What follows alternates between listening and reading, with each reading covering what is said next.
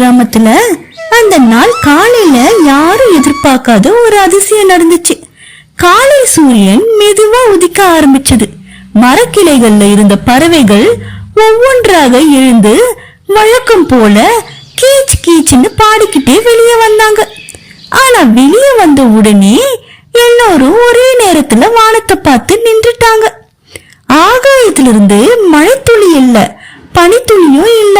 சிகப்பு, நீலம், பச்சை, மஞ்சள், ஊதா நிறங்கள்ல மின்னும் ஆயிரக்கணக்கான சின்ன விதைகள் கீழே விழ ஆரம்பிச்சது. சூரிய ஒளி அந்த விதைகள் மேல பட்டதும் அவை வைரம் போல மின்னின. அக்கா, வானத்திலிருந்து நட்சத்திரம் விழுதான்னு மின்னி கேட்டா. சின்ன குருவி ஒரு விதை எடுத்து பார்த்து, இல்லம்மா, இது விதை மாதிரி இருக்கு, ஆனா இப்படி ஒரு விதைய நான் பார்த்ததே இல்லைன்னு சொன்னான். அந்த நேரம் கோராக்காவும் வந்து, என்ன இது கலர் கலரா இருக்கு, சாப்பிட்டா இனிப்பா இருக்குமோன்னு கேட்டான். மின்னா உடனே, உனக்கு உலகத்துல இருக்க எல்லாமே சாப்பிடறதுக்கு தானே சொல்ல எல்லாரும் சிரிச்சாங்க. சில நிமிடங்களிலேயே முழு கிராமமும் வண்ண விதைகளால மூடப்பட்டு போச்சு. யாருக்கும் அது எங்க இருந்து வந்ததுன்னு தெரியல. அனைவரும் கிராமத்து தலைவர் குவாபுரா வீட்டுக்கு போனாங்க. விதைய பார்த்த குவாபுரா, இது சாதாரண விதை இல்ல, இயற்கை நமக்கு அனுப்பிய ஒரு புதிர். அதை கேட்டதும் எல்லாருக்கும் ஆர்வம் அதிகமாச்சு. இதெல்லாம் கவனிச்சுக்கிட்டு இருந்த கோராக்காகத்துக்கு திடீர்னு ஒரு ஐடியா வந்துச்சு. இத வச்சு நல்ல காசு சம்பாதிக்கலாம். உடனே பெரிய பை எடுத்துட்டு வந்து முடிந்த அளவுக்கு விதைகளை சேகரிக்க ஆரம்பிச்சான். அந்த விதைகளை பக்கத்து ஊருக்கு எடுத்துட்டு போயிட்டு ஒரு மேசை, ஒரு குடை, ஒரு பலகை எல்லாம் வச்சு, அதிர்ஷ்ட விதைகள் வீட்டில் வைத்தால் செல்வம் பெருகும், ஒரு விதை 500 ரூபாய்னு கத்த ஆரம்பிச்சான். அந்த ஊர்ல எல்லாரும் அந்த விதைகளை வாங்கினாங்க.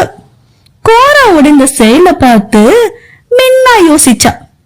அவ தலைவர் குவாபுரா கிட்ட கேட்டா, தலைவரே, இயற்கை ஏன் இந்த விதையை விற்கணும் அப்படின்னு கேட்டா.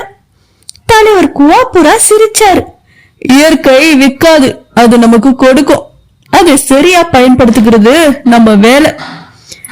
அடுத்த நாள் சின்ன குருவி, மின்னா குருவி, வெள்ளி குருவி எல்லாரும் சேர்ந்து காலியான நிலத்துல குழி தோண்டி விதைய நட ஆரம்பிச்சாங்க.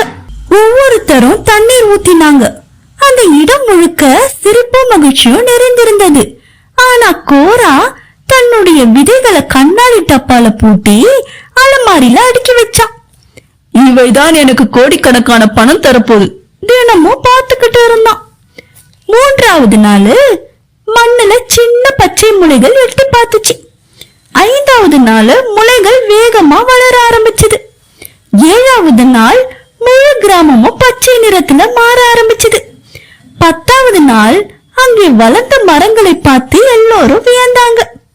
ஒரு மரத்துல சிவப்பு நிற இனிப்பு பழங்கள், இன்னொரு மரத்துல தேன் மாதிரி இனிய தண்ணீர், வேறொரு மரத்துல பறவைகளுக்கு ரெடியான கூடு கட்ட கிளிகள், மற்றொரு மரத்துல மனம் வீசும் பூக்கள், இன்னொரு மரத்துல வெயிலையே குளிர வைக்கும் பெரிய நிழல்.